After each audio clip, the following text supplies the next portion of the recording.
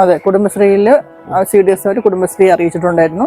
കുടുംബശ്രീയിൽ അംഗമായിരിക്കണം. 15 ദിവസം കഴിഞ്ഞ് കഴിയുമ്പോൾ അവിടുന്ന് ഡോക്ടർമാരുടെ ഇതും സൂപ്പർവൈസറും വിളിച്ച് പറയും നിങ്ങൾക്ക് ചിക്സ് ഇന്ന ദിവസം വരുന്നുണ്ടെന്ന് പറയും. പുറമേ നിന്നുള്ള ഒരു സാധനവും നമ്മൾ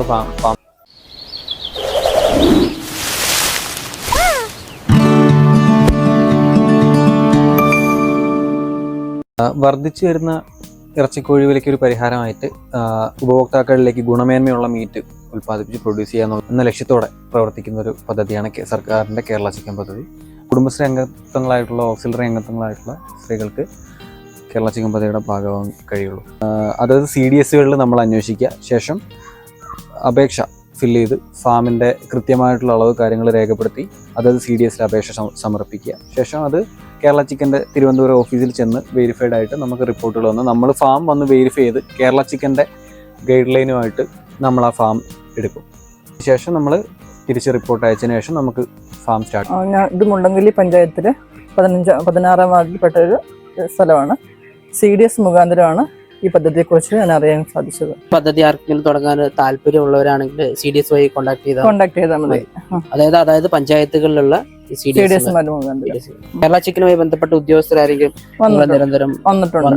വിസിറ്റിംഗ് വരാറുണ്ട്. ജില്ലാ മിഷൻ ആൾക്കാർ വരാറുണ്ട്.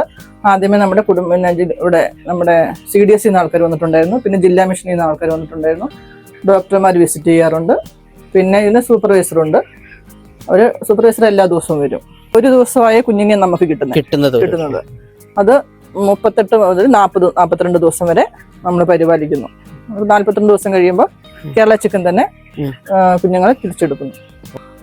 നമ്മൾക്ക് ഇതുള്ളത് കുഞ്ഞും തീറ്റയാണ് നമുക്ക് തരുന്നത്. നമുക്ക് എത്ര വെച്ച് തുടങ്ങാൻ കഴിയും? ഇപ്പം 1000 കോഴി മുതൽ മിനിമം 1000 കോഴി മുതൽ 10,000 കോഴി വരെ ഇടാൻ സാധിക്കും. നമ്മൾക്കിപ്പോൾ 5000 കോഴിയാണുള്ളത്. 5000 ഒരു കോഴിക്ക് 1.2 എന്നുള്ള നിരക്കിലാണ് സ്ക്വയർ ഫീറ്റ് ആണെന്നാണ് കണക്ക്. കേരള ചിക്കൻ്റെ കണക്ക് അങ്ങനെയാണ്. 5000 കോഴിനെ വളർത്താനുള്ള ഷെഡ് ഉണ്ടാക്കിയതിന് നമുക്ക് ഏകദേശം ഒരു 8 ലക്ഷം രൂപ മുതൽ ചെലവുണ്ട്. പദ്ധതിയിലേക്ക് ആദ്യമായിട്ട് വരുമ്പോൾ എങ്ങനെയായിരുന്നു? ഈ ഒരു മേഖലയിൽ ആദ്യമായിട്ടായിരുന്നു? അല്ല, എനിക്ക് 6 വർഷത്തെ എക്സ്പീരിയൻസ് ഉണ്ട്. ഇപ്പോൾ കേരള ചിക്കനിലേക്ക് വന്നിട്ട് ഇപ്പോൾ 1 വർഷം കഴിഞ്ഞു. അപ്പോൾ അതിൻ്റെ 6 വർഷം വളർത്തിയിട്ടുള്ളതിൻ്റെ ഒരു എക്സ്പീരിയൻസ് കൊണ്ട് കൂടിയിട്ടാണ് കേരള ചിക്കനിലേക്ക് ആയത്. പ്രൈവറ്റുകാരെ അപേക്ഷിച്ചിട്ട് കേരള ചിക്കൻ്റെ പദ്ധതിയിലേക്ക് കോഴിക്കുഞ്ഞിന് ഇട്ട് തുടങ്ങിയ ശേഷം അതിനെക്കാട്ടും ലാഭത്തിലാണ് ഞാൻ പോകുന്നത്. അസുഖങ്ങൾ താരതമ്യേന കുറവാണ്. നമുക്ക് മെഡിസിൻ കൊടുക്കേണ്ട ആവശ്യം തന്നെ അങ്ങനെ വരുന്നില്ല. നല്ല കുഞ്ഞാണ്, നല്ല തീറ്റയാണ്, വേറെ പ്രശ്നങ്ങളൊന്നും വരുന്നില്ല. ഇതിൽ ചൂട് വരുന്നതെന്ന് പറയുമ്പോൾ ഇതിൻ്റെ മുകളിൽ സ്പ്രിംഗ്ലർ വെച്ചിട്ടുണ്ട്. പിന്നെ അടിയിൽ ഗ്രീൻ നെറ്റ് കൊടുത്തിട്ടുണ്ട്.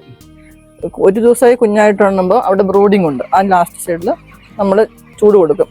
അതിന് ഗ്യാസ് ഉണ്ട്, വിറക് ഇട്ടിട്ടുള്ളതുണ്ട്, ഇലക്ട്രിക് ഉണ്ട്, നോർമൽ സാധാരണ ബൾബില്ലേ ആ ബൾബിന്റെ ബ്രൂഡിങ് നല്ല രീതിയിൽ 15 ദിവസം വരെ ബ്രൂഡ് ചെയ്യും കൊടുക്കണം നമ്മൾ.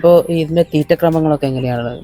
ഇതിന് ഇപ്പൊ 5000 കോഴിക്ക് 50 ചാക്ക് പ്രീ സ്റ്റാർട്ടർ എന്ന തീറ്റയാണ് കൊടുക്കുന്നത്. ചെറിയ ഒരു ദിവസം മുതൽ 15 ദിവസം വരെ പ്രീ സ്റ്റാർട്ടർ കൊടുക്കും. 15 ദിവസം മുതൽ 20 ദിവസം വരെ സ്റ്റാർട്ടർ കൊടുക്കും.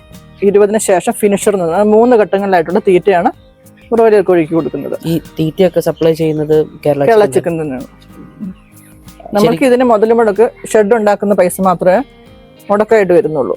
പിന്നെ ഇലക്ട്രിസിറ്റി ഉണ്ട്, ഇതിൻ്റെ അടിയിലിടാനുള്ള തൊണ്ട്, കാപ്പിത്തൊണ്ടായിടുന്നേ അതിൻ്റെ പൈസയുണ്ട്. അങ്ങനെ ഒരു ചിലവ് വരുന്നുണ്ട്. മാന്യമായിട്ടുള്ള റേറ്റാണ് കിട്ടുന്നത്. 6 രൂപ മുതൽ 13 രൂപ വരെ ഉണ്ട് ഒരു ന്യായമായിട്ട്. വളർത്തുകൂലി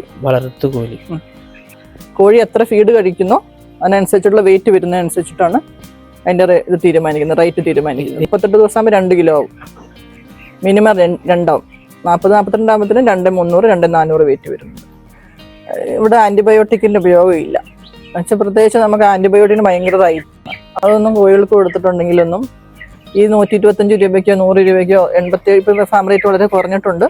100 രൂപയെ താഴെയുള്ളൂ. ആ റേറ്റിനൊന്നും കൊടുക്കാൻ പറ്റത്തില്ല. ഒന്നാമത് ആൻറ്റിബയോട്ടിക്കിൻ്റെ ഉപയോഗം ഇല്ല.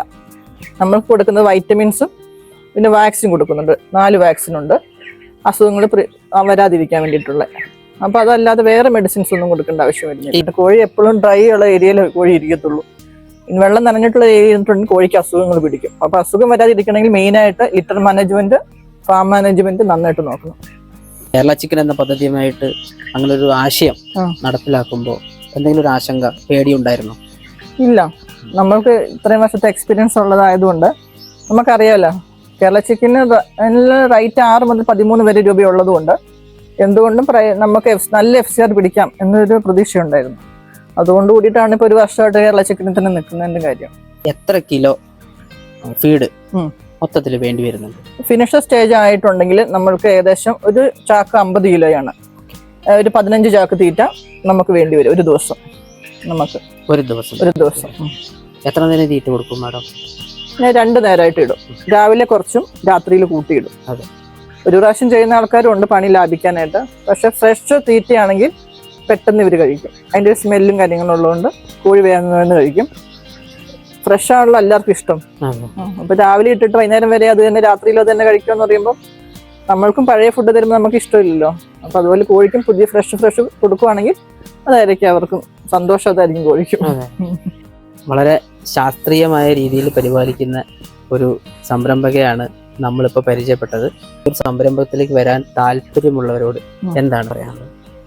കേരള ചിക്കനിലേക്ക് വന്നിട്ട് 1 വർഷം കഴിഞ്ഞു. നല്ല അഭിപ്രായം തന്നെ പറയാനുള്ളൂ. എന്തുകൊണ്ടും റേറ്റ് എനിക്ക് കൂടുതൽ കിട്ടുന്നുണ്ട്. അതുകൊണ്ട് ഫാമിലേക്ക് നന്നായിട്ട് നോക്കി കോഴിനെ നന്നായിട്ട് പരിപാലിക്കാൻ താല്പര്യം കൂടുതലുള്ളവർ കേരള ചിക്കനിലേക്ക് വരണം എന്ന് തന്നെയാണ് എൻ്റെ അഭിപ്രായം. സർക്കാരിൻ്റെ ഒരു പദ്ധതി ആയതുകൊണ്ട് എന്തായാലും മോശമില്ല, നല്ല പദ്ധതി തന്നെയാണ്. എന്തുകൊണ്ട് ഈ കൃഷി തിരഞ്ഞെടുത്തു നമുക്ക് ചോദിച്ചോക്കാം. ഞാൻ ഇതിനു മുന്നേ കുറേ കൃഷികൾ ചെയ്തിട്ടുണ്ട്.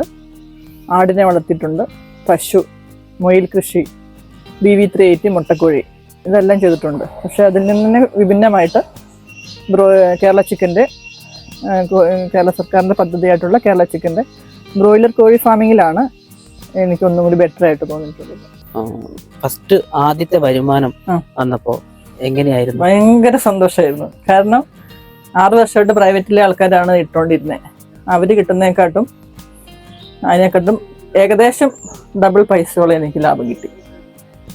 അതായത് 5000 കോഴിനെ വളർത്തിയിട്ടുണ്ടെങ്കിൽ മിനിമം നമുക്ക് 1 ലക്ഷം രൂപ കിട്ടും. അവരിടുമ്പം FCR 6 രൂപ തോതിലൊക്കെ ആണെങ്കിൽ നമുക്ക് ഒരു 10,000 കിലോ നമുക്ക് വരുന്നുണ്ടെങ്കിൽ ഏകദേശം 60,000 രൂപ നമുക്ക് കിട്ടുള്ളൂ. ഇത് 13 രൂപ വേണ്ട 12 രൂപ തോതിൽ വന്നിട്ടുണ്ടെങ്കിലും നമുക്ക് 1,20,000 രൂപ കിട്ടും. 13 രൂപ വരെ ഉണ്ടല്ലോ. അപ്പോൾ 12 രൂപ ഇപ്പോൾ ഏകദേശം 12 രൂപയോളം കിട്ടി എനിക്ക് ഫസ്റ്റ് ബാച്ച് ഇട്ടപ്പോൾ തന്നെ. അപ്പോൾ 1,20,000 രൂപ കിട്ടി. മറ്റേത് 6 രൂപയാകുമ്പോൾ 60,000 രൂപയല്ലേ കിട്ടുള്ളായിരുന്നു. അതിൻ്റെ ഒരു വലിയൊരു സന്തോഷം പറഞ്ഞറിയിക്കാൻ പറ്റാത്തത് തന്നെയാണ്. എത്ര രൂപ മിനിമം നമുക്ക്? അത് 1 ലക്ഷം രൂപയ്ക്ക് ഉണ്ടെങ്കിലും 1000 കോഴിയുടെ ഫാം തുടങ്ങാം. ഒരു കോഴിക്ക് 1.2 സ്ക്വയർ ഫീറ്റ് മൊത്തം ഒരു 1200 സ്ക്വയർ ഫീറ്റ് വേണം. അപ്പോൾ ഇന്നത്തെ വീഡിയോയിൽ കേരള ചിക്കനുമായി ബന്ധപ്പെട്ട എല്ലാ വിവരങ്ങളും നമുക്ക് പറഞ്ഞു തന്നത് ശ്രീമതി ലിജി ജെയിംസ് എന്ന ഇദ്ദേഹമാണ്. അതായത് അത് കർഷകർക്ക് ഇതൊരു ഉപകാരപ്പെടട്ടെ പുതിയതായിട്ട്. കാരണം ഈ പദ്ധതി ആളുകൾ അറിയണം, എല്ലാവരിലേക്കും ഇത് എത്തണം. ആളുകൾ ഇത് അറിഞ്ഞു വരുന്നേ ഉള്ളൂ. അപ്പൊ അങ്ങനെയാണ് നമ്മൾ ഇത് അറിഞ്ഞിട്ട് മാഡത്തിനെ സമീപിച്ചത്. കേരള ചിക്കൻ എന്നൊരു പദ്ധതിയും കൂടെ ആയതുകൊണ്ട് സ്വാഭാവികമായിട്ടും ഗവൺമെന്റിന്റെ ഭാഗത്തുനിന്ന് ഒരു സപ്പോർട്ട് ഉള്ളത് കൊണ്ടും കൂടിയാണ് നല്ല രീതിയിൽ അത് മാനേജ് ചെയ്യാൻ പറ്റുന്നത്. അപ്പോൾ നല്ല രീതിയിൽ തന്നെ മാനേജ് ചെയ്യാൻ കഴിയട്ടെ. നമ്മുടെ കേരള ചിക്കൻ എന്ന പദ്ധതിയെക്കുറിച്ചുള്ള വീഡിയോ ഇവിടെ അവസാനിപ്പിക്കുകയാണ്. ഈ പദ്ധതിയെക്കുറിച്ചുള്ള ഒരുവിധം എല്ലാ കാര്യങ്ങളും ഈ വീഡിയോയിൽ ഉൾപ്പെടുത്തി എന്നാണ് കരുതുന്നത്. കേരള ചിക്കനുമായി ബന്ധപ്പെട്ട മറ്റ് വീഡിയോകളും നമ്മൾ ഇനി അടുത്ത വീഡിയോ ആയിട്ട് വരുന്നുണ്ട്. കൂടുതൽ വീഡിയോസ് കാണുന്നതിനായിട്ട് ചാനൽ ഫോളോ ചെയ്യുക, സബ്സ്ക്രൈബ് ചെയ്യുക. ബൈ.